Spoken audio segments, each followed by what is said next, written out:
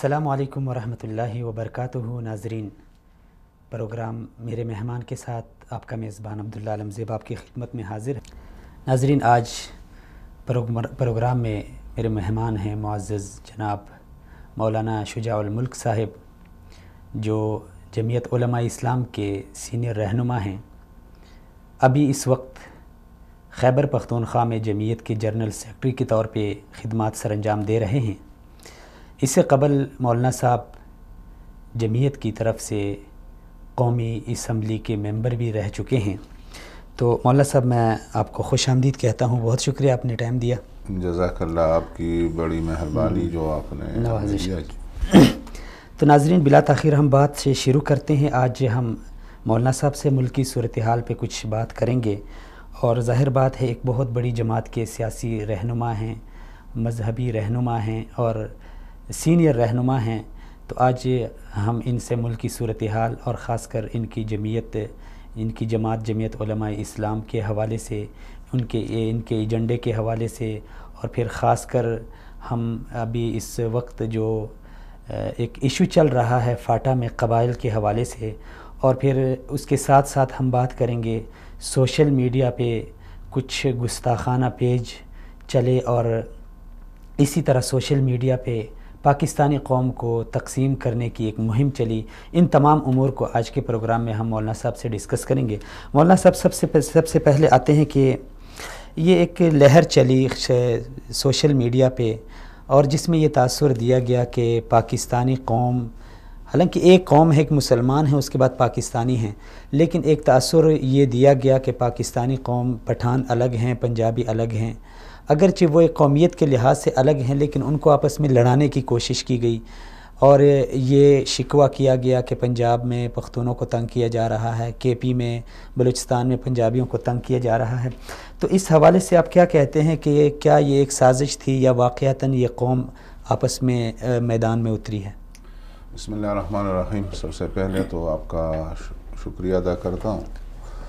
اور دوسری بات جو آپ نے فرمایا، یہ نہایت ہی اہم ایشو ہے اس وقت، اور میں سمجھتا ہوں کہ جتنے بھی ممالک ہیں تقریباً اکثر میں مختلف اقوام جو ہے وہ موجود ہیں جی،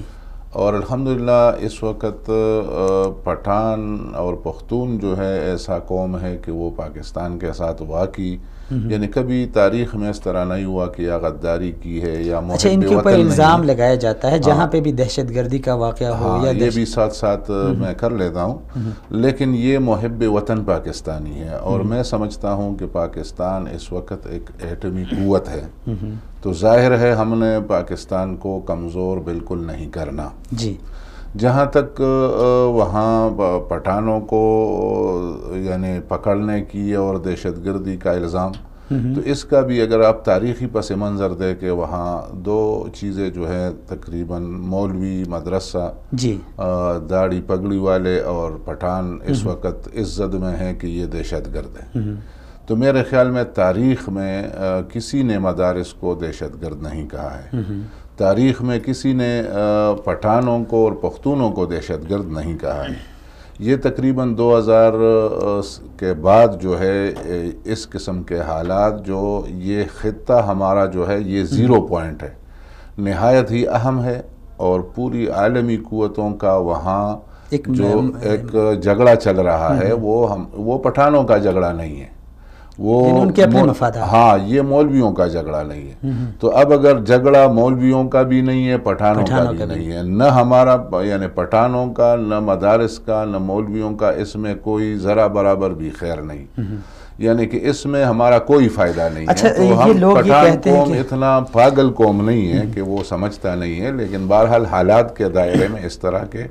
یہ شکوہ یہ کرتے ہیں کہ جمعیت علماء اسلام ابھی اس وقت ایک بہت بڑی مذہبی جماعت ہے، اور پھر حکومت کے ساتھ اتحادی بھی ہے، اور ظاہر بات ہے جو حکومت وفاق میں ہے وہی پنجاب میں بھی ہے۔ تو اس حوالے سے جمعیت سے یہ شکوہ کچھ معنی رکھتا ہے؟ لوگ کہتے ہیں انہوں نے آواز نہیں اٹھائی، یا اس حوالے سے بات نہیں؟ الحمدللہ سب سے زوردار آواز جو ہے وہ جمعیت علماء اسلام نے اٹھائی ہے، اور اس کا سب سے زیادہ اثر یعنی پنجاب گورنمنٹ کے پالیسیوں پہ جمعیت علماء اسلام کا ہے۔ جس طرح کہ پہلے انہوں نے بل لائے تھے، اگرچہ ہمارا پنجاب میں تو حقوق نسواں والا بل تو وہ جمعیت علماء اسلام کے پریشر کی وجہ سے واپس ہوا ہے، ورنہ پنجاب اسمبلی میں ہمارا یعنی کوئی نہیں ہے۔ تو اس لیے یہ جو اس وقت حالات ہے، جس طرح بنگلہ دیش میں کچھ یہ ایک بین الاقوامی سازش کے طور پہ اس طرح کیا جاتا ہے، جس طرح بنگالی اور مغربی اور مشرقی پاکستان کے اندر جو ہے وہ ایک نفرت، پہلے نفرت پیدا کی جاتی ہے، پھر بعد میں تقسیم کیا جاتا ہے۔ تو یہ 2010 کا یعنی فائنل ہونا تھا کہ پاکستان کس طرح تقسیم ہوگا، جو کہ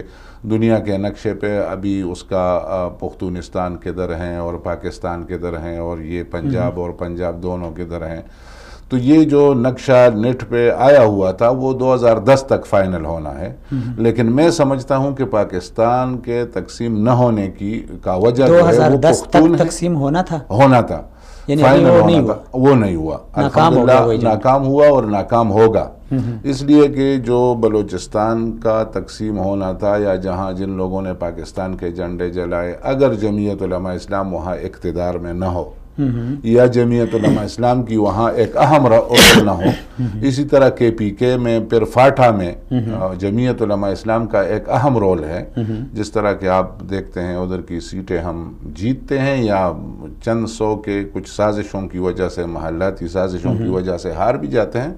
لیکن وہ پختون جو ہے مذہبی ایک بیلٹ ہے، تو اس میں جمعیت علماء اسلام کے اثر کا مطلب ہے کہ پاکستان اس وقت یعنی تقسیم ہونے سے بچ رہا ہے یا بچ گیا ہے، اور انشاءاللہ اس کو بچانے کے لیے ہر ممکن کوشش کریں گے۔ اچھا، زیادہ تر ابھی آپ نے قبائل کی بات کی، تو قبائل میں سب سے پہلے یہ فاٹا، اس میں تقریباً یہ باجوڑی جنسی، مومندی جنسی، خیبر جنسی اور اغزئی جنسی، کرمی جنسی، شمالی وزیرستان اور جنوبی وزیرستان، اس کو جمعیت علماء اسلام کا موقف تو میرے خیال میں یہی ہے کہ اس کو الگ صوبہ بنایا جائے۔ جی، تو یہ موقف کیوں اختیار کیا گیا؟ اصل میں یہ جو جہاں تک آپریشنوں کا تعلق ہے، اس وقت فاٹا کے تقریباً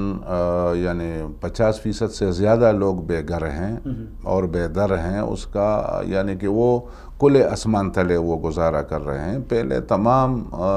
پارٹیوں کا ایک جو آل پارٹی کانفرنس میں اس کے اوپر ہمارے پاس دستخط موجود ہیں کہ قبائل کو قومی دائرے میں لایا جائے گا، اور یہ جتنے بھی آپریشن کے پیسے چاہے باہر سے آئے ہیں دہشت گردی کے نام پہ یا جتنا بھی، تو اس کے یعنی فاٹا کا صرف آپریشن نہیں کرنا تھا، اب آپریشن ختم، ان کو بحال بھی کرنا تھا، اور ان کی تمام ضروریات، اسکول، ہسپتال، ایجوکیشن وغیرہ۔ یہ ظاہر ہے کہ ابھی اس وقت اگر اس کو فاٹا میں شامل یعنی اس حالت میں اگر جمعیت یعنی کے پی میں اس کو شامل کیا جائے تو اس کا مطلب ہے کہ وہ میرٹھ میں اس کے بہت پیچھے رہ جائیں گے، اور یہ جو مطلب اس کا مطلب ہے کہ آپریشن اور یہ ساری چیزیں اور جو پیسے آئے ہیں وہ یہاں خرچ ہوئے صرف جنگ کے سلسلے میں۔ اب کے پی کے کا جو پی ٹی آئی کی حکومت چل رہی ہے، وہاں وہ لوگ کہتے ہیں کہ ہمارے پاس تنخواہوں کے پیسے نہیں ہیں، اب وہ لوگ کہتے ہیں کہ ہم نے یعنی بین الاقوامی اداروں سے قرض لے کر یعنی تقریباً 75 یہ یعنی تاریخ میں پہلی دفعہ پی ٹی آئی کا کہنا ہے، ہاں ابھی تاریخ میں پہلی دفعہ پی ٹی آئی کی حکومت نے صوبے کے لیول پہ بین الاقوامی اداروں سے قرضہ لیا، تبدیلی کا بھی بہت بڑا شور مچاتے ہیں، تو وہ جو قرضہ لیا تو اس کا مطلب ہے کہ پہلی دفعہ یعنی کے پی کے حکومت جو ہے وہ بین الاقوامی اداروں کے مقروض ہوا ہے، تو وہ ان حالات میں فاٹا کو سنبھالنا۔ یہ جو خبر تھی کہ کے پی میں بہت بڑی تبدیلی آئی ہے، کرپشن کے جو کیس سامنے آئے، نیب نے بڑے پیسے واپس کیے ہیں، تو پھر اس کے اوپر یہ پیسے قرضہ لینا یہ کیا معنی رکھتا ہے؟ یہ میں سمجھتا ہوں کہ یہ ایک باہر میڈیا کا پتہ نہیں ہے کس طرح وہ ہے، آپ اپوزیشن میں، آپ کو بہتر جانتے ہیں، ہم اپوزیشن لیڈر ہمارا جمعیت علماء اسلام کا ہے، میں چیلنج کرتا ہوں کہ اگر ایک بھی تبدیلی جو ہے وہ دکھائیں، یا کرپشن ختم کرنے کے لیے جن لوگوں کو یعنی جو لوگ وہاں پرانے لوگ ہیں پی ٹی آئی میں شامل ہوں گے، اپنے پارٹیوں نے اس کو کرپشن کے کیس میں نکالا ہے، اب اتنے سارے کرپٹ لوگوں کو وہاں بٹھا کر اب یہ دعویٰ کرنا کہ یہ اب اگر تین دفعہ جو بجٹ ہے وہ تو اس کا تو 75% واپس ہو گیا ہے، تو ان حالات میں جو اس کے اپنے ابھی کسی بھی حکومت کی KPK میں سٹل حکومت کی کسی وزیر کو نیب اور ریب اور ان اداروں کا سامنا نہیں کرنا پڑا. یہ تو بعد میں فائل بنتے ہیں یا اس طرح. یہ تو اتنے حد تک کہ 2 سال کے اندر اندر اس کے وزیروں کو اندر کیا گیا, اس کے وزیروں نے باقاعدہ پریس کانفرنسیں کی, میڈیا پہ بتایا کہ وزیر اعلیٰ کتنا کرپٹ ہے, باقی لوگ ہم سے کتنا حصہ مانگ رہے تھے اور ہم کس میں ہاتھ ڈال چکے تھے, اور اتنے لوگوں نے استعفے دیے اور اتنے سارے لوگوں نے. لیکن وہ اچھالا نہیں جاتا. میں سمجھتا ہوں کہ اس کو میڈیا پہ اچھالا نہیں جاتا, ورنہ کرپشن کا تو ریکارڈ کسی بھی حکومت میں اس طرح نہیں ہوا ہے جب اس طرح, اور اتنی بے انتظامی کسی بھی حکومت میں نہیں ہوئی ہے. چلیں اس بحث کو چھوڑتے ہیں, آگے چلتے ہیں. جو فاٹا کا ابھی اس وقت فاٹا کے جو عوام ہیں, جو قبائل ہیں, تقریباً وہ ان کا یہ کہنا ہے کہ گلگت اگر 10 لاکھ ہے ان کو الگ صوبہ بنایا جاتا ہے, تو ہم اگر 50 لاکھ ہیں تو ہمیں بھی صوبہ بنایا جائے. ایک طرف اگر دیکھا جائے ان کا مطالبہ برحق ہے, لیکن اس وقت ان کو کن مشکلات کا سامنا ہے؟ مثلاً جن ایریاز میں وہ آپریشن ہوا ہے ان کو بحالی کی ضرورت ہے, وہاں تعلیم کی کیا صورتحال ہے, وہاں پہ صحت کی کیا صورتحال ہے؟ میں سمجھتا ہوں کہ پورے یہ 50 لوگ سے یعنی تعداد زیادہ ہیں, اس سے بھی زیادہ ہیں, مجھے صحیح کیلکولیشن یاد نہیں ہے. کوئی ایک بھی اسپتال جو مطلب صحیح اس میں کوئی ٹریٹمنٹ ہو یا کوئی اس قسم کا ڈسٹرکٹ لیول کا کوئی اسپتال یہاں جو نیچے ہیں, اس قسم کا کوئی اسپتال دکھا نہیں سکتے, اس لیول کا کوئی ڈاکٹر آپ دکھا نہیں سکتے, اس قسم کا کوئی تعلیمی نظام ہے ہی نہیں, اسی طرح کوئی یونیورسٹی ادھر ہے ہی نہیں, اور اسی طرح یعنی تمام پانی کا مسئلہ ہے, بیماریوں کا مسئلہ ہے, وہ سارے یہ جتنی بھی دنیا کو معلوم ہے کہ وہاں سے لوگ آتے ہیں یہاں. آپ دیکھتے ہیں پولیو کی ابھی ہمارے یعنی منہ میں کسی بھی ایئرپورٹ پہ وہ جو اس کے ڈراپس ہوتے ہیں وہ ڈالتے ہیں. ہاں, تو یہ ایک وہاں کی ہمیں ظاہر ایک وہاں کوئی انتظام نہیں ہے, مطلب اس کا کوئی یعنی اس قسم کا کوئی وہ نہیں ہے کہ وہ کم از کم یعنی KPK کتنا جو پیچھے بھی ہیں, تو فاٹا کا کوئی میرٹ کے بنیاد پہ کوئی مقابلہ یعنی وہ بھی نہیں کر سکتے. اس کے انتظامی امور تو گورنر کے پاس ہوتے ہیں, تو کیا وجہ ہے؟ گورنر تو آپ کا اتحادی ہے, یہ تو ایک پورا پروسیس سے گزرنا پڑتا ہے. ایک گورنر آ کے فوراً ابھی اس کا جو سسٹم ہے, جو اس سسٹم کا ہم بھی کہتے ہیں کہ یہ تو اس وقت کا سسٹم ہے جس طرح ہمارا تعزیرات کا اور یہ ساری چیزوں کا ہے, ہاں انگریز دور کا جو ان کا سسٹم ہے, اور گورنر جس طرح کنٹرول کرتا ہے, PA جس طرح کا, FCR کا جس طرح نظام ہے, تو یہ سارے جو وہاں کے مشکلات کا یعنی ابھی تک کسی نے توجہ ہی نہیں دی. تو ابھی ایک گورنر آ کے وہ بھی نہیں کر سکتا. ابھی ان لوگوں نے کمیٹی بنائی تو فوراً یہ فیصلہ کیا کہ بس اس کو KPK کے حوالہ کر دو. اس کا مطلب ہے کہ مار کے ان لوگوں کا جو بچا کچا کچھ نہ کچھ ان کے پاس موجود تھا, یعنی گھر بار موجود تھا, باقی تو ان کے پاس نہ ایجوکیشن کا سسٹم ہے, نہ وہ لوگ آ کے یہاں پشاور میں کچھ لوگ اس کے تعلیم کر رہے ہیں یا مردان میں. اچھا, یہاں کی جو عوام ہے وہ کس حق میں ہے؟ وہ الگ ہونا چاہتے ہیں یا KP کے ساتھ ملنا چاہتے ہیں؟ ظاہر ہے جب اس کا صوبہ بنے گا, اس کا اپنا ایک سسٹم بنے گا, اختیارات بنیں گے, سینٹ میں اس کا حصہ بنے گا, اس کا یعنی ایجوکیشن کا یہ ساری چیزوں کو اس کو ایک الگ وفاق سے جو یعنی میرا مطلب ہے کہ تمام فاٹا کے عوام جو ہے وہ یہ سمجھتے ہیں کہ اگر ہمارا الگ صوبہ بنے تو اس میں میرٹ اور ہمارے جو جوان ہیں جو ان کا مطلب ظاہر ہے وہ کام آ جائیں گے اور ان کا فائدہ اسی میں ہے. تو اس لیے تمام کے تمام عوام جو ہے وہ اس وقت یہ ایک اہم اس کا. اچھا, تعجب کی بات یہ ہے کہ یہ ابھی وزیر اعظم صاحب نے اس حوالے سے کانفرنس بلائی تھی, تو وزیر اعظم صاحب آپ کے اتحادی ہیں, انہوں نے یہ صوبہ الگ یعنی اس کو KP کے ساتھ ضم کر دیا, شامل کر دیا, تو اس کانفرنس میں آپ کی نمائندگی ہوئی تھی؟ اصل میں ہم نے تو یہ جو پہلے جو کمیٹی بنی تھی اور وہ کمیٹی بھی آپ کے علم میں ہے کہ وہ پاٹھا کے حالات سے اتنی واقفیت بھی نہیں رکھتے، اور خود اس کا رپورٹ یہ ہے کہ اتنے 100 لوگوں کے ساتھ ہم نے بات کی ہے اور یہ بس یہ ٹھیک طریقہ کار ہے کہ ہم KPK میں ضم کر دیں۔ تو ظاہر ہے یہ رکوایا بھی قائد جمعیت مولانا فضل الرحمان صاحب نے ہے کہ اس کو رکواؤ، پھر اس کا کونسل بناؤ، پھر اس کا جائزہ لو، پھر عوام جرگہ کو بٹھاؤ۔ جرگہ نے پہلے تو فیصلہ کیا ہے، اس میں تقریباً 4000 سے زیادہ ممبران ہیں جو گرینڈ جرگہ ہے، اور اس کے مومند ایجنسی، باجوڑ ایجنسی، شمالی دونوں وزیرستان کے، کرم ایجنسی کے، ورکزے ایجنسی کے، خیبر ایجنسی کے، اس کے ہمارا اپنے تنظیمیں بھی ہیں، اور اس کے تقریباً 4000 سے زیادہ جرگہ ممبران نے یہ فیصلے کیے تھے پہلے کہ ان کو بحال اس طرح کرنا ہے، اس کو ضم اس طرح کرنا ہے۔ یہ ساری چیزوں سے ہٹ کر پھر وہاں سے میں سمجھتا ہوں کہ پنجاب سے ایک کمیٹی بن کے، اس کو یہ بھی پتہ نہیں ہے، اس کو ایک خوف ہے کہ جی پھاٹا جو ہے، اور میرا جہاں تک خیال ہے امریکہ کا یہ خیال ہے کہ اس وقت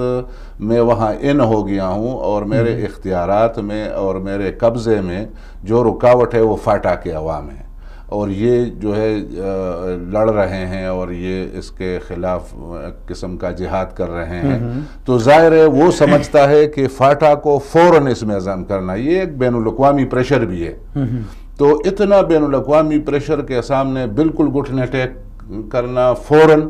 اور اس کے فاٹا کے عوام کو بالکل دیکھنا نہیں، اس سے پوچھنا نہیں، اس کو بحال کرنے کی کوئی ضرورت محسوس کرنی نہیں ہے، تو اس لیے ہم نے اس کو رکوایا اور کہا کہ فاٹا اصل میں ہمارا بنیادی جو یعنی موقف تھا وہ یہ تھا کہ فاٹا کے عوام سے پوچھ کر آپ کوئی فیصلہ کریں۔ اچھا چلیں ابھی ایک دوسرے ایشو کی طرف آتے ہیں۔ ابھی سوشل میڈیا پہ کچھ عرصہ سے کچھ پیجز چل رہے ہیں جو گستاخانہ جو مواد ہیں اس کو دڑا دڑ شیئر کر رہے ہیں، جس سے یقیناً قوم کے دلوں کو، مسلمانوں کے دلوں کو بہت درد تکلیف پہنچی ہے۔ تو اس حوالے سے آپ کیا کہتے ہیں؟ ابھی چند دن پہلے چیف جو جسٹس ہیں ہمارے شوکت عزیز صدیقی صاحب، انہوں نے ایک فیصلہ بھی سنایا، اور اس کے بعد چودھری نثار کو انہوں نے طلب کیا۔ تو بعض یہاں پہ میں اگر آپ کو کہوں کہ میں سوشل میڈیا سے تھوڑا بہت تعلق ہے، بعض لوگوں کا یہ شکوہ ہے کہ اتنا بڑا سانحہ ہوا لیکن جو مذہبی جماعتیں ہیں ان کی طرف سے کوئی رد عمل سامنے نہیں آیا، تو اس حوالے سے یہ خبر میں کتنی صداقت؟ نہیں، یہ تو خیر ظاہر ہے، لوگ اگر یہ کہیں کہ مذہبی جماعتیں ہیں اور وہ گستاخانہ خاکوں پہ کچھ نہ کہیں تو یہ میرے خیال میں ایک نرالا الزام، انفرادی طور پہ تو ہر کسی نے کہا ہے، لیکن یہ اس میں کسی کا اتفاق بھی نہیں ہے۔ چیف جسٹس نے بالکل بولڈ سٹیپ لیا، اچھا کیا۔ اب میں سمجھتا ہوں کہ پوری دنیا میں 1.25 ارب کے مسلمانوں کو دل کو آزار دینا، اور پھر دنیا میں جتنی بھی قوانین ہیں وہ اس بنیاد پہ ہیں کہ کسی کو تکلیف نہ ہو، کسی کے جذبات کے ساتھ نہ کھیلا جائے، کسی کے ایمان یا نظریات کے ساتھ اس کا نہ ہو۔ تو میرے خیال میں جو عدالتوں نے فیصلہ کیا وہ بھی اسی اس پہ ہیں، اور اس کے جو گستاخانہ وہ ہیں اس کے اضلاع کے سطح پہ، بلکہ تحصیلوں کے سطح پہ ہمارے پروگرام بھی ہوئے ہیں، اس کے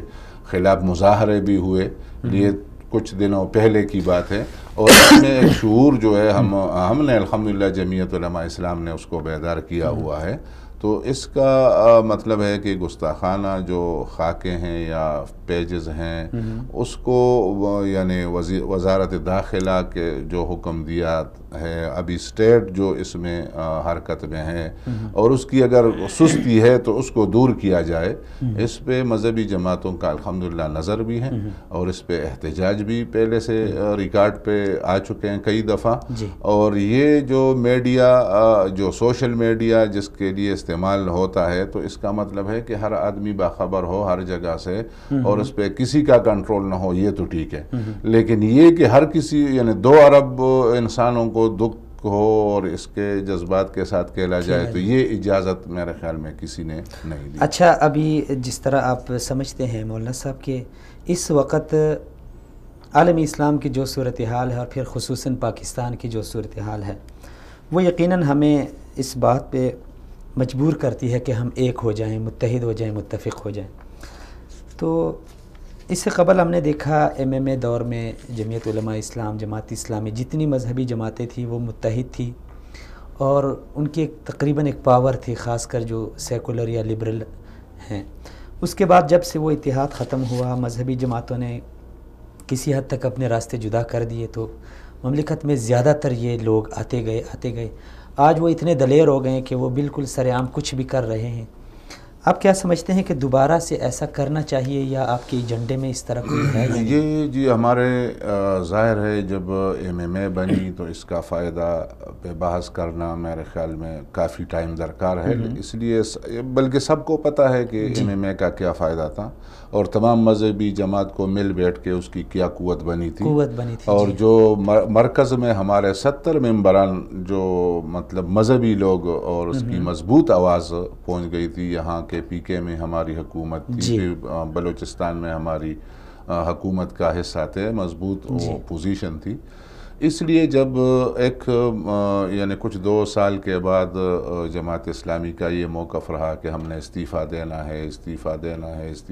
ہے اور آخر کار 1 مہینہ رہ کر جب استعفیٰ دیا تو شمس الملک صاحب جو ہمارے PK کے چیف منسٹر عبوری دور کے رہے اور پھر ہنگو کے 17 دن کرفی رہا اور سوات کے آپریشن پہ دستخط ہوئے اور پھر یہ سارے حالات خراب ہو گئے۔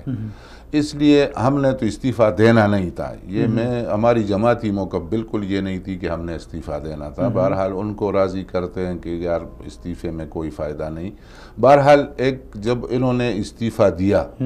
تو مجبوراً ہم نے بیٹھ کے میٹنگ کی اور باقی جماعتوں نے کہا کہ 1 مہینہ باقی ہے اور یہ فنڈ ہے، بجٹ ہے، یہ ہے وہ ہے، آپ کریں، ہم تمہارے ساتھ ہیں۔ اور 1 مہینے کی استعفیٰ سے کچھ فائدہ نہیں ہے، حکومت ختم ہو جائے گی، ممبران ختم ہو جائیں گے، جو دوسرے ہیں وہ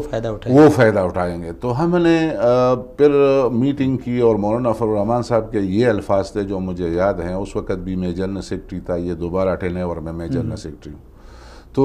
اس وقت انہوں نے فرمایا کہ آپ نے اگر MMA بچانا ہے تو وہ راستہ ہے، اگر حکومت بچانی ہے تو یہ راستہ ہے۔ تو پھر سب نے کہا کہ ہم نے MMA بچانا ہے۔ MMA کے پیچھے ہم نے استعفیٰ دیا، قاضی صاحب کے گھر پہ اللہ پاک بخشے نوشہرہ گئے سب اور کہا کہ جی آپ کا حکم تھا، آپ ہمارے MMA کے صدر ہیں، ہم نے استعفیٰ دے دیا۔ سب جماعت، بس حکومت ختم اور استعفیٰ چلا گیا۔ تو ابھی جو استعفیٰ کے بعد فوراً 1 مہینے کے بعد الیکشن ہوا تو الیکشن میں جماعت اسلامی کا بائیکاٹ رہا۔ پھر جو ہے بائیکاٹ میں ہم نے کوشش کی کہ MMA بحال نہ ہو سکی۔ پھر اس دفعہ میں چیلنج سے کہتا ہوں، جمعیت علماء اسلام کے PK کا ذمہ دار بندہ ہوں، اگر جماعت اسلامی ہمارے ساتھ دے تو ہم حکومت بنا سکتے ہیں۔ اس وقت ابھی کیوں نہیں آپ ساتھ مل رہے ہیں؟ کیا 21 ممبران ہیں، مطلب اگر وہ وہاں حکومت کا حصہ ہے تو وہ یہاں بھی حکومت کا حصہ بنیں گے۔ PTI پر حکومت برقرار نہیں رکھ سکتے۔ پھر اگر اس وقت باجوڑ ایجنسی میں سراج الحق صاحب جو جماعت اسلامی کے امیر ہیں وہاں استعفیٰ دیا، یعنی باجوڑ کے جب وہ مدرسے میں وہاں سے استعفیٰ دیا، تو اس کا جذبے کا ہم قدر کرتے ہیں، لیکن اگر انہوں نے استعفیٰ دیا تو اس وقت جو ڈرون حملے ہوتے ہیں، ساری چیزیں ہوتی ہیں، آج تک استعفے کا لفظ بھی ہم نے نہیں سنا تاکہ یہ بھی حکومت گرے۔ MMA کی حکومت گری استعفے کی وجہ سے تو PTI کی حکومت بھی گر سکتی ہے۔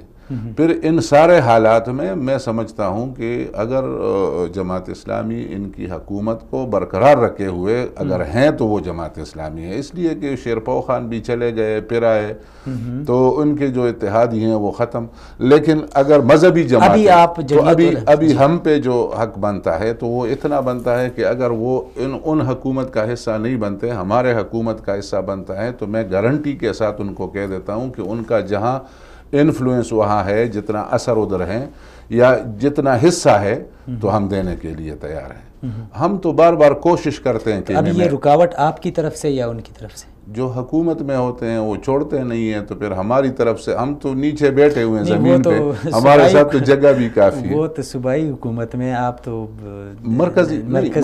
مرکز میں ان کا کافی، ابھی جو کشمیر میں الیکشن ہوا مسلم لیگ کے ساتھ ان کا اتحاد ہے، پہلے سے ان کے اچھے مراسم ہیں، وہاں کی مسئلہ بگڑتی نہیں ہے۔ ہے، کوئی مشکل بنتا نہیں ہے۔ مرکز میں اگر ہمارے ساتھ ہے، ہم یہاں حکومت بنائے تو اس کا مطلب ہے کہ یہ MMA بن گئی، اور وہاں جو ہمارا مرکز میں جو قوت ہے وہ جماعت اسلامی کے کاتے میں۔ جمعیت علماء اسلام یہ چاہتے ہیں کہ MMA دوبارہ بحال ہو جائے، اور اس کے لیے ہم چاہتے ہیں، لیکن ہم اس میں مجبوری ہماری یہ ہے کہ ہم اس میں کامیاب نہیں ہو رہے ہیں۔ ہو سکتا ہے اگلے الیکشن میں کوئی صورت نکل آئے،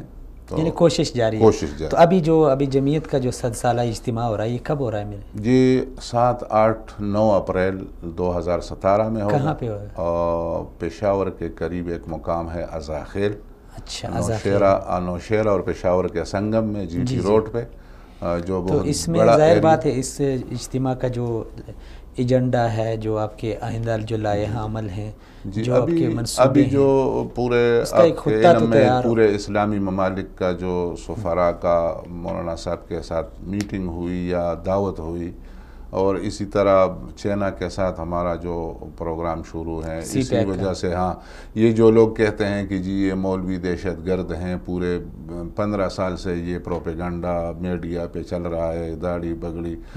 ہم ثابت کریں گے انشاءاللہ 50 لاکھ سے زیادہ لوگ جو ہے وہ اس اجتماع میں شامل ہوں گے۔ یعنی پہلا آپ کا یہ میسج ہے کہ ہم دنیا کو یہ بتائیں کہ وہاں کا عوام کا اگر ہم دہشت گرد ہیں، پھر لوگوں کا جمع ہونا ممکن نہیں ہے۔ اگر وہاں جو تصور ہے کہ مولوی ابھی غار میں ہیں اور یہ ہیں اور یہ نہیں، ہمارا الحمدللہ عوامی اس میں ٹھیک ٹھاک ایسا ہے، اور انشاءاللہ یہ کانفرنس جو ہے یہ سنگ میل ثابت ہوگا۔ اس میں الحمدللہ پوری دنیا کے جو علماء کرام ہے، بلکہ یہاں تک کہ شیخ سدیس حفظہ اللہ وہ بھی تشریف لائیں گے، اور اسی طرح یہ تو تاثر جائے گا اجتماع سے، لیکن جو آپ کے آئندہ کرنے والے کام ہیں، خاص کر مملکت کے حوالے سے، خاص کر عالمی اسلام کے حوالے سے، تو اس میں کیا کچھ اہم کوئی ایجنڈا ہے؟ اصل میں اہم جو وہاں ایجنڈا ہے، لوگ مذہبی لوگوں کو اور فورسز کو، پاکستان کے فوج کو، اداروں کو لڑانا چاہتے تھے۔ جمعیت علماء اسلام کی وجہ سے الحمدللہ وہ ناکام ہو چکے ہیں۔ وہاں جو خانہ جنگی کی صورت ہے وہ پیدا نہیں ہوا، اور جو مذہبی لوگ ہیں وہ الحمدللہ جمہوری، سیاسی اور اسی طرح یعنی پارلیمنٹ کا حصہ ہے، اور پارلیمنٹ کا مطلب ہے کہ عام جلسے کر کے لوگوں سے ووٹ کی اور پورا اپنا پروگرام سامنے رکھ کر انشاءاللہ معاشی طور پہ ہم سمجھتے ہیں، سیاسی طور پہ، مذہبی طور پہ، کہ پاکستان کے لیے سب سے بہتر جماعت جو ہے وہ جمعیت علماء اسلام ہے، اس لیے کہ یہ خطہ مذہبی خطہ ہے، اور وہاں الحمدللہ اس بنیاد پہ، اس نظریے پہ پاکستان معرض وجود میں آیا ہے، اور اسی لیے جو ہماری پالیسی ہیں چائنا کے ساتھ اور باقی ایشیا کے ممالک کے ساتھ، تو وہ بھی آپ کے سامنے پاکستان میں ابھی یہ آوازیں سن رہے ہیں کہ پاکستان میں جو بیرونی مداخلت ہو رہی ہے، خاص کر یہ بھی چند دن پہلے چند دھماکے ہوئے، پھر کچھ گرفتاریاں ہوئی کراچی سے، سرگودا سے، تو اس حوالے سے جمعیت علماء اسلام کا کیا نقطۂ نظر ہے؟ اس میں آپ کون سے ممالک کو آپ ملوث قرار دیتے ہیں؟ پھر خاص کر جو افغانستان کو جو ہے نا وہ اس کے ساتھ تعلقات خراب کیے گئے، اس حوالے سے آپ کا کیا کہنا ہے؟ اصل میں نے پہلے بھی عرض کیا کہ یہ ایک عالمی جنگ ہے، اور سمجھتا ہوں کہ ایک سیاسی اور معاشی اور وہاں کے ذخائر اور یہ سارے آپ کے علم میں ہیں کہ وہاں جب رشیا نے کوشش کی، ایک وقت تھا کہ برطانیہ نے کوشش کی، ابھی نیٹو اور امریکہ کوشش کر رہا ہے کہ یہاں قبضہ، لیکن میں سمجھتا ہوں کہ اس وقت جو سی پیک اور یہ ساری صورتحال جو چل رہی ہے، میرے خیال میں ابھی جو ہے اس کا ٹائم نہیں ہے، بس یہ جنگ تقریباً آخری مراحل میں ہے، مطلب چند دنوں میں تو نہیں کہہ سکتے، مہینوں میں، لیکن آخری مراحل میں ہے۔ انشاءاللہ یہ ساری چیزیں ختم ہو جائے گی، پھر لوگ نہ مولوی کو دہشت گرد کہے گا، نہ پٹھان کو دہشت گرد کہے گا، بلکہ اتنے دور سے جو لوگ آئے ہوئے ہیں اور اس کو خواہ دہشت گردی کی فکر ہے، 30,000 کلومیٹر سے جب وہ آئے ہیں، اور ان کو یہ فکر ہے کہ جی KPK میں دہشت گردی ہو رہی ہے۔ اب KPK کی کیا دہشت گردی ہوگی؟ تو ظاہر ہے ان لوگوں کے اپنے مقاصد ہیں، اور جب تک یہ عالمی قوتوں کا طاقت کا پھر یہ میڈیا پہ اس کا جو اثر ہے، جو ساری چیزیں ہیں، اور ہم جیسے بے بس جماعت جو یعنی مسجد تک محدود لوگ ہیں، مدرسے تک محدود لوگ ہیں، نہ ہمارے پاس بے بس سمجھتے ہیں بے بس ہیں، بے بس ہیں پاور ہے آپ کے پاس انشاءاللہ۔ نہیں، انشاءاللہ الحمدللہ دو قسم کے پاور ہوتے ہیں، ایک ہوتا ہے مادی وسائل، وہ ہمارے پاس نہیں ہیں، لیکن الحمدللہ تلاوت اور نوافل اور روحانی پاور جو ہے جو وہ الحمدللہ ہے، اور تاریخ میں ہر وقت فتح جو ہوا ہے وہ روحانی اسباب کو ہوا ہے، کبھی مادی اسباب کو نہیں ہوا۔ ابھی جو افغانستان کے ساتھ تھوڑا سا مسئلہ گڑبڑ ہو رہا ہے، تو اس حوالے سے اصل میں افغانستان، کیا آپ یہ چاہتے ہیں کہ افغانستان کے ساتھ وہ افغانستان کی اپنی ایک مجبوری ہے، پاکستان کی اسٹیٹ کے حوالے سے اپنی ایک مجبوری ہے، باقی تو افغانستان اور پاکستان کے عام لوگ جو ہیں وہ یہ بارڈر اور یہ ساری چیزیں یہ اس طرح سمجھتے ہیں کہ بس یہ ہمارا اپنا گھر ہے، وہ ہمارا اپنا گھر ہے، افغانستان ہمارے اپنے بھائی ہیں، اس کے لیے ہم اتنے قربانی دے چکے ہیں،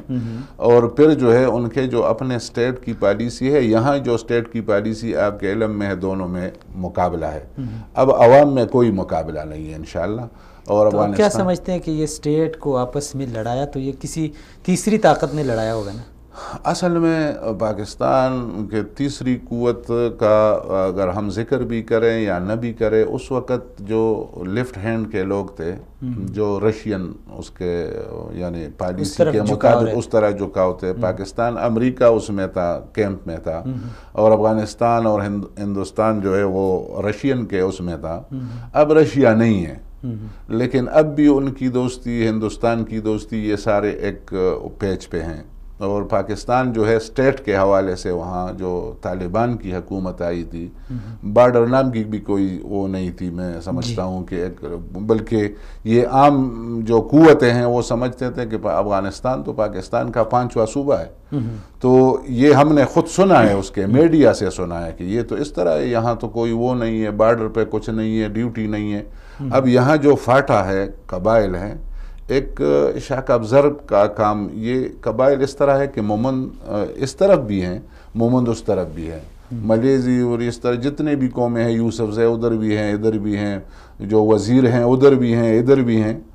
تو یہ یہاں ایک علاقہ ہے، ٹھیک ہے وہ افغانستان کے قبضے میں ہے، لیکن قوم کے لحاظ سے تو اس کا ایک چچا ادھر رہتا ہے، دوسرا چچا ادھر، ایک وہ بھی شادی اور غمی میں جنازوں ایسا نہیں ہونا چاہیے افغانستان کے ساتھ، نہیں، وہ ہمارا اپنا ایک خون کا بھی رشتہ ہے۔ تو اسٹیٹ کی جو پالیسی ہے اس پہ آپ نے کبھی آواز اٹھائی؟ اسٹیٹ کی جو پالیسی، مطلب جو اسٹیٹ کی پالیسی ہے وہ بھی پاکستان کی یہی پالیسی ہے کہ افغانستان کے ساتھ ہمارے اچھے تعلقات رہے ہیں، کئی دفعہ ہم ادھر گئے بھی ہیں، ان لوگوں کے ساتھ تفصیلی بات بھی ہے، اور افغانستان کے عوام کا فائدہ بھی یہ ہے کہ یہاں بارڈر پہ جو ہمسایہ ملک ہیں، اس کے تجارت میں، اس کے مطلب تمام ضروریات کے اندر، اس کے خرچے کے اندر، اس کے تجارت کے اندر، ظاہر ہے وہ تو یہاں تورخم بارڈر استعمال ہوتا ہے، چمن بارڈر استعمال ہوتا ہے، اس کا یعنی اس کا الگ کرنا ممکن نہیں ہے، اگرچہ یہ بیرونی دنیا کا پریشر ہے۔ میں نے کہا پہلے بھی کہ پاکستان میں اسٹیٹ کا بھی اپنی مجبوری ہے، اور افغانستان میں اسٹیٹ کی اپنی مجبوری ہے، اس لیے کہ وہ کسی کے سہارے پہ زندگی گزار رہے ہیں، یہ ہماری مجبوری ہے، غریبی ہے یا جو بھی سمجھے، اور پاکستان کسی کے سہارے جو ہے وہ اس وقت اپنے ضروریات پورے کرتے ہیں۔ چلیں اب آخر میں ہم بات کر لیتے ہیں، ایک چھوٹا سا میسیج دے دیں۔ ابھی اس وقت پاکستان یقیناً ایک اسلام پسند لوگوں کا ایک ملک ہے، اور اس کو ایک نظریے کی بنیاد پہ حاصل کیا گیا، اس میں نہ قومیت کا تصور ہے، نہ لسانیت کا، نہ مسلکیت کا۔ تو کیا سمجھتے ہیں کہ اس نازک صورتحال میں، جبکہ جو لبرل ہیں، جو سیکولر ہیں، وہ بالکل ایک پیج پہ جمع ہو گئے ہیں، تو ہمارے مذہبی جماعتوں کو کیا کرنا چاہیے اس وقت، جبکہ صورتحال یہ ہے کہ ہماری جو مذہبی اور ہمارے جو شاعر ہیں، ہماری مسجدیں، بلکہ ہمارے نبی اور اللہ کے بارے میں گستاخی سر عام ہو رہی ہے؟ جی، تو ظاہر ہے سیکولرزم کوئی چیز نہیں ہے دنیا میں، نہ کوئی عقیدہ ہے، نہ کوئی نظریہ ہے، یہ کچھ بھی نہیں ہے۔ سیکولرزم یعنی پاکستان کے لوگوں کو یہ پارٹیاں یا یہ جماعتیں اس لیے سیکولر کر رہے ہیں تاکہ اس کو استعمال کرنا آسان ہو. مذہبی جماعتوں کی یہ کوشش ہے کہ ہمارا ایک پاکستان کا مطلب کیا، لا الہ الا اللہ، اور اس وقت جو قائد اعظم نے نعرہ دیا تھا، جو مسلم لیگ نے ایک نعرہ دیا تھا، جو یہاں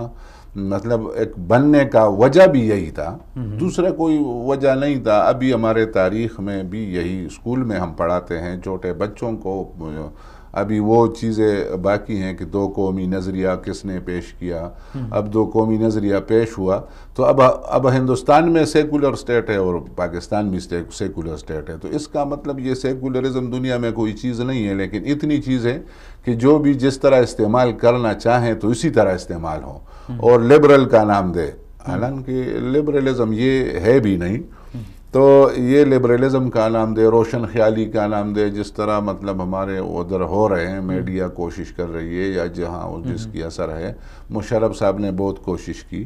لیکن انہوں نے روشن خیال ہونا ہے کہ روشن خیال تو ہم ہے، لیکن جو وہ روشن خیالی سمجھتے ہیں کہ جی یہ مولوی آپ کو بالکل تاریکی میں لے کے جاتے ہیں اور ہم آپ کو بالکل روشنی میں. تو لوگوں کو پتہ ہے کہ ابھی الحمدللہ جتنی بھی کرپشن ہوئی اس میں پی ٹی آئی کے لوگ بھی آئے ہیں، پی پی کے سب کے، الحمدللہ علماء اس وقت مذہبی لوگ وہ پاکستان کے کرپشن کا حصہ نہیں ہیں. ابھی جو غداری کے جتنے بھی پرچے بنے ہیں یا وہاں اداروں نے لوگوں کو اٹھایا ہے، مذہبی لوگ پاکستان کے غدار بالکل نہیں ہیں. اور اسی لیے پاکستان کے جو مفتی صاحب نے جو پروگرام دیا ہے جو ہمارا منشور ہے، اس میں جو تعلیمی وہ ہے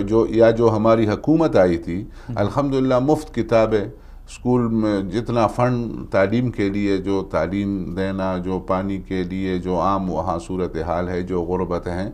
اس کے حوالے سے جتنے کام الحمدللہ وہ MMA کی گورنمنٹ نے کی یا جمعیت علماء یا علماء نے کی یا جو مذہبی لوگوں نے کی، الحمدللہ اس وقت تصور بھی یہ نہیں تھا کہ KPK کی حکومت چلے گی، لیکن ہم نے چلا کے دکھا دیا. اور اس وقت جو مرکز میں حکومت تھی وہ ہمارا اب یہ یعنی اس طرح دوبارہ سے ہونا چاہیے نا MMA کا، جس طرح ایک میں نے اس لیے کہا بھی کہ ہم ویلکم کرتے ہیں تمام مذہبی جماعت. باقی لوگوں کے ساتھ ہماری بات بھی ہوئی ہے، وہ تیار بھی ہیں. میں نے کہا صرف مجبوری اس وقت وہ جماعت اسلامی چونکہ وہاں حکومت کا حصہ ہے یا اس کے کچھ معاہدے ہوئے ہوں گے، تو وہ اتنا چھوڑنا میرے خیال میں ان کے لیے ممکن یا مشکل ہوگا. یعنی آپ تیار ہیں؟ ہم تیار ہیں، ہم تیار ہیں، بلکہ باقی ساری جماعتیں تیار ہیں انشاءاللہ. ہو سکتا ہے نیکسٹ الیکشن میں بحال بھی ہو جائے. چلے جی، بہت شکریہ، اللہ کرے ایسا ہو. بہت شکریہ مولانا صاحب، بڑی مہربانی جی. آپ کے وصال کا اور پورے ٹیم کا میں شکریہ ادا کرتا ہوں. بہت بہت شکریہ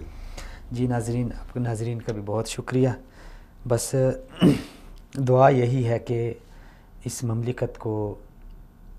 ہم نے ایک نظریے کی بنیاد پہ حاصل کیا تھا، اور وہ نظریہ تھا کہ پاکستان کا مطلب کیا، لا الہ الا اللہ محمد رسول اللہ. یہ ایک کلمہ تھا، اور اس کلمے کے تحت ہم اس پرچم کے تلے ہم ایک ہیں، اور دعا ہے کہ ہم ایک ہی رہیں.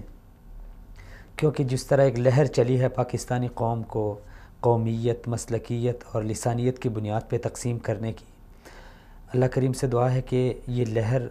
جلد از جلد ختم ہو اور اس قوم کو سمجھ آئے کہ ہم ایک قوم ہیں. نہ ہم اس تصور کو مانتے ہیں کہ پاکستان میں پنجابی الگ ہیں، پختون الگ ہیں، سندھی الگ ہیں، بلوچی الگ ہیں، اور نہ ہم اس تصور کو مانتے ہیں کہ اہل حدیث کوئی اور ہے، دیوبندی کوئی اور ہے، بریلوی کوئی اور ہے. ہم ایک مسلمان ہیں، ایک پاکستانی ہے، اور اسی سے ہماری شناخت ہے، اور یہی ہماری شناخت ہونی چاہیے. اسی میسج کے ساتھ اجازت دیجیے، میں اپنے مہمان کے ساتھ آپ ناظرین سے اجازت چاہتا ہوں. اگلے پروگرام میں پھر سے ملاقات ہوگی، تب تک کے لیے السلام علیکم ورحمۃ اللہ وبرکاتہ.